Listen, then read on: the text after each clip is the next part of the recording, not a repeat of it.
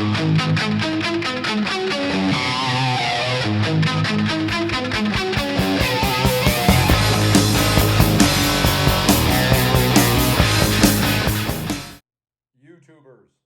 Bald Rhino back with another PSA reveal.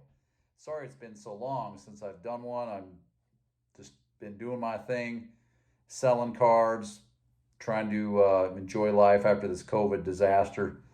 But this video should be a lot of fun because they're all Beckett bust outs submitted to PSA. It took, I think 9 months to get back. But lots to learn from this submission. The first is that the new PSA is here to stay. They are very, very tough. In fact, I think they may have just adopted SGC's very difficult grading standards, particularly for vintage. These are vintage cards, and there's virtually no difference now between PSA and SGC. So one good new thing is that if you're just going to PC them and you want your cards graded extremely tough, it doesn't really matter which grading company you go with. I would still go with PSA 10 out of 10 times because the resale value with SGC is just pathetic. And so, and take it from me, I have examples of that where I have SGC cards listed that, I mean, it's hard to get a watcher, much less a bid or a purchase on them. But anyway, the second is that the easy money of breaking out of Beckett and then submitting to PSA is probably gone because you really can't have more than one grade deviation to make it worthwhile. So yeah, it's getting tougher. I mean, that was an automatic money-making deal for years. And I have some really nice cards as a result of that I bought in Beckett and submitted to PSA. Particularly if they were centered, but those days are gone too.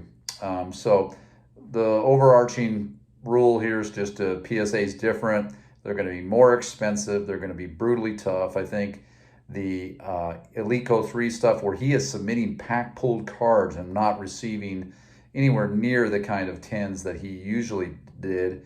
You know, he's one of the experts in the field, and so you just know right away that they do round down grades, and they are doing that, just like I believe SGC did. And SGC really hurt their brand by doing so because nobody cares about pop reports. You know, it seems like SGC's pop reports are low, and there's no value in those cards. So anyway, let's look at these cards. I'll stop babbling, and we'll have some fun looking at it. All right, the first card is a Willie Mays 1954, obviously really off center, and still a very nice card. This card was a Beckett 4, VGEX 4. But PSA, the new PSA, gave it a 2.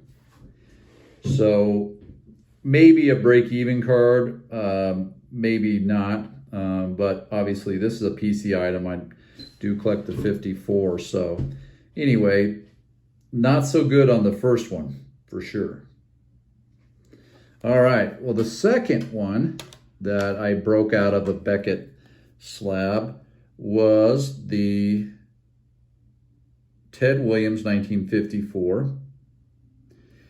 This one was a 4.5 in the Beckett. And this got a 3.5. And this was a disappointment. I really thought it was going to get a 4. That's what I kind of shoot for, no more than a half grade fall. This one falling a full grade. Obviously, it's not as bad as the Willie Mays at 2 full grades. But one is not bad, I guess. He certainly made a little money on the card. But again, this is a PC item.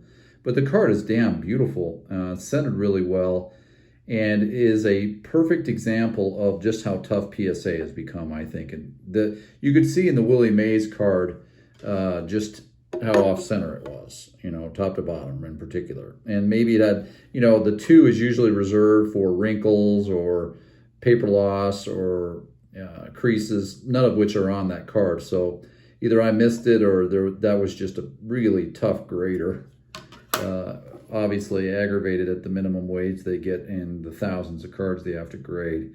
But anyway, this was still I think I made money on this one. Obviously, it's a PC item, but painful full grade deduction. Now, last one, we're gonna go. This was a Sandy Koufax rookie, 4.5 Beckett. Now, what was interesting about this had some subgrades of centering 5, corners 5, edges 6, surface 3.5. Now, what's fascinating about that is Beckett is nowhere near as tough as PSA is now. I mean, it's almost funny. So here's the card. Now, remember, it was a 4.5 at Beckett and really took some surface related damage. So I was hoping that it might do as well or better than the 4.5. But you do see some real serious card surface issues right there. But it's a very beautiful card of a really must-have card in a collection, I think, in terms of rookie cards, rookie Hall of Famers. So this one got a 4. So this is a huge victory from a value perspective. So which in fact made the whole order worth it. And the risks associated with buying Beckett and then flipping to PSA or breaking out and then sending to PSA worth it. But I wanted to save the best for last. So it's better to be lucky than good. So I hope this was helpful. I just feel like lowering expectations at PSA is really necessary moving forward.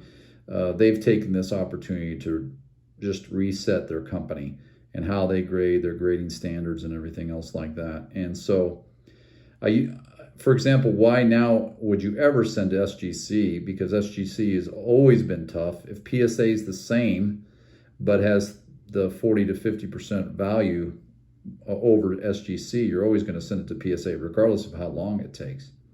So anyway, that's just my thought. I really appreciate you tuning in, and I'll talk to you later.